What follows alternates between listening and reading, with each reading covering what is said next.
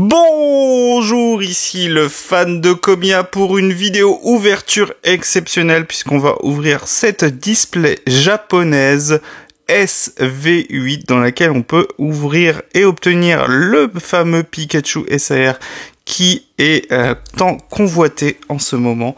Et c'est une display que j'ai achetée au Royaume TCG pour la modique somme de 55 €.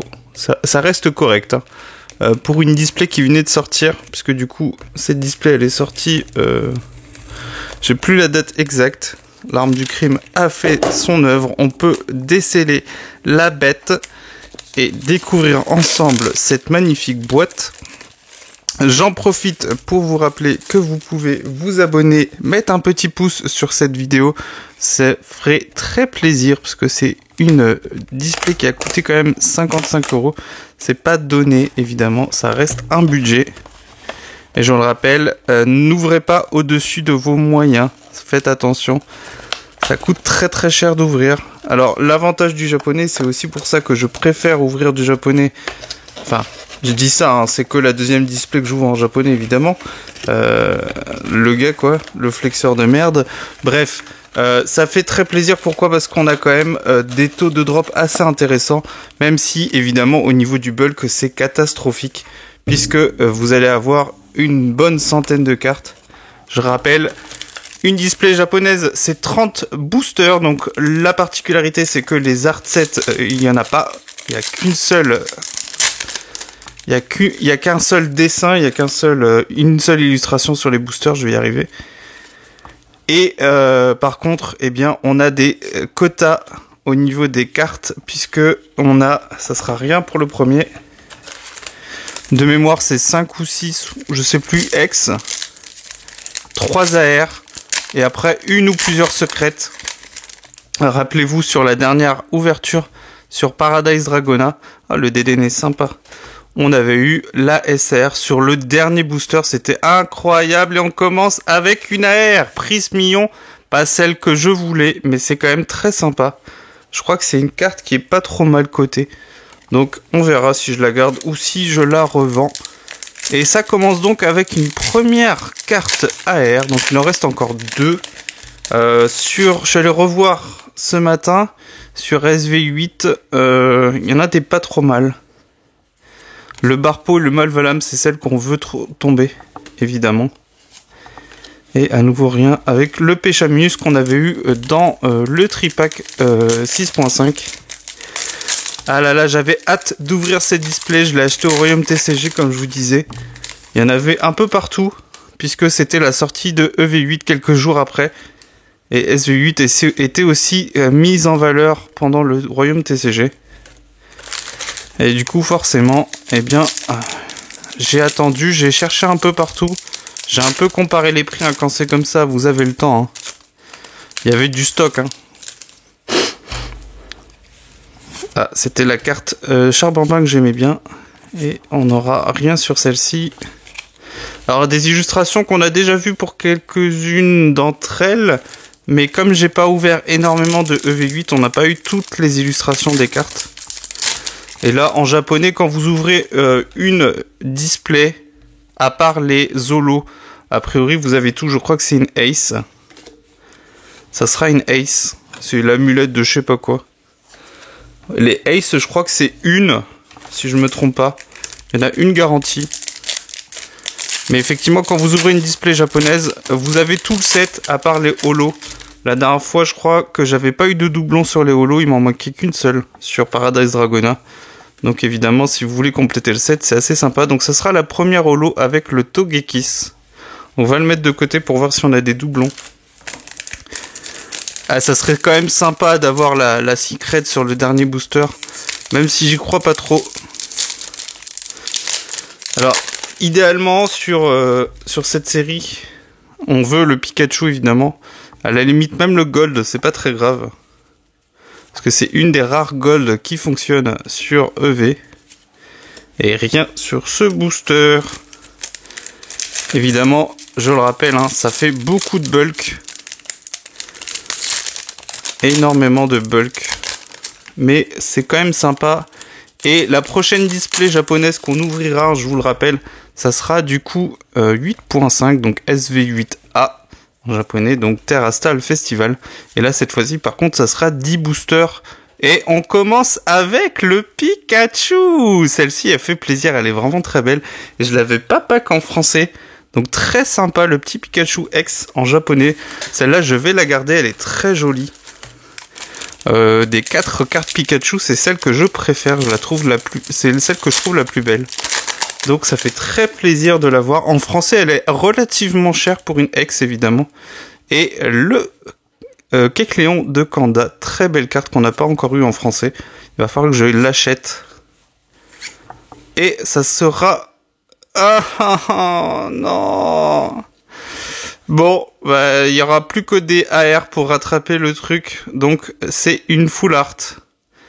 Donc une SR. Et ça scelle le destin de cette display. Je vous en avais déjà parlé.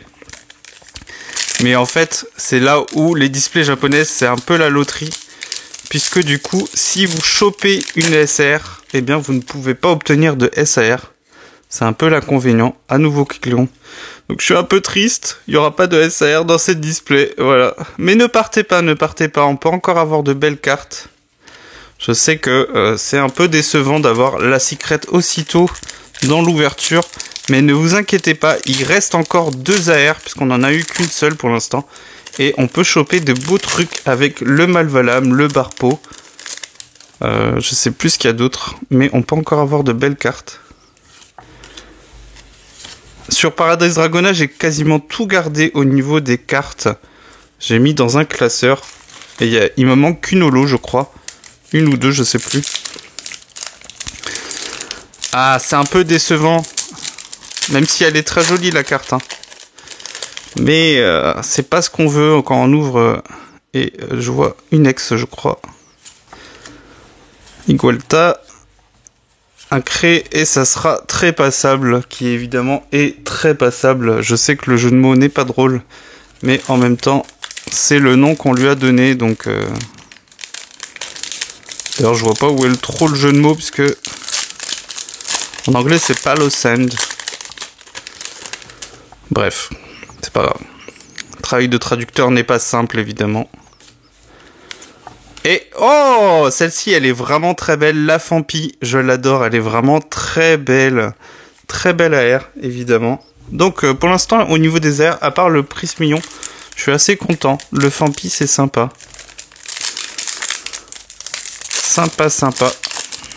Il reste encore pas mal de X à avoir aussi. Et les holos aussi, on n'en a pas eu quasiment. On n'en a eu qu'une seule. Je vais aller un peu plus vite. Donc, rien sur ce booster, décidément. Il faut que j'en ouvre un proprement pour garder aussi. Pour l'instant, c'est pas trop ça. Allez, on fait vite. Et ça sera une holo avec le Baojian. Bon, bah, pas autant de succès que sur Paradise Dragona, mais en même temps...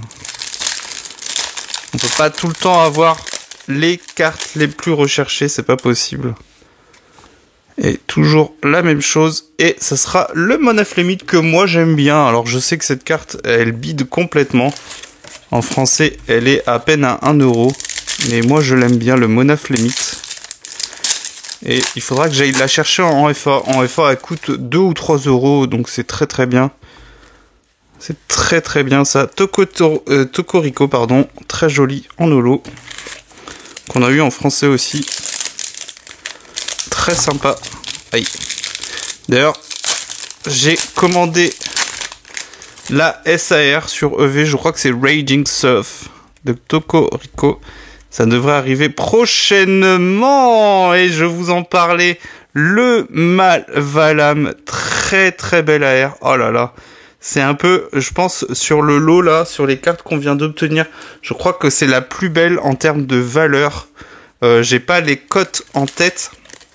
Alors là, j'ouvre vraiment pour le sport, hein, parce que à part une ex sympa, je crois que je sais plus s'ils font la répartition entre ex classique et ex Terra Crystal. Mais là, franchement, on peut pas avoir grand chose de plus, hein, à part les holos, donc Eternatus. À part une ex sympa, j'ouvre pour le sport. Hein. Je vous dis très clairement si... alors, c'est pas très sympa pour les gens à qui vous refilez les boosters, évidemment. Mais là, très clairement, si je voulais... Mais je serais malhonnête, évidemment. Mais est-ce que je suis malhonnête? Non, je ne suis pas malhonnête. Mais si j'étais malhonnête, eh bien, je arrêterais d'ouvrir, puisque, à part des ex, on ne peut plus rien avoir. Je sais pas si on peut avoir une secret, une...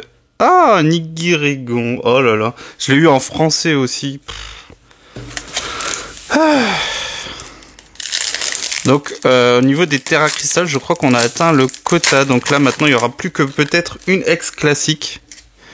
Je crois qu'il reste que des ex classiques éclatés. Terrapagos, ça fait plaisir. Ah là là. Bon, c'est pas l'ouverture que j'attendais, hein. On va faire le bilan après, mais c'est pas ouf. Mais bon, c'est le hasard, c'est le hasard qui veut ça. Alors il y a quelques illustrations sympas évidemment, mais c'est des cartes qui coûtent rien du tout. Mais bon, ça fait quand même plaisir de les avoir.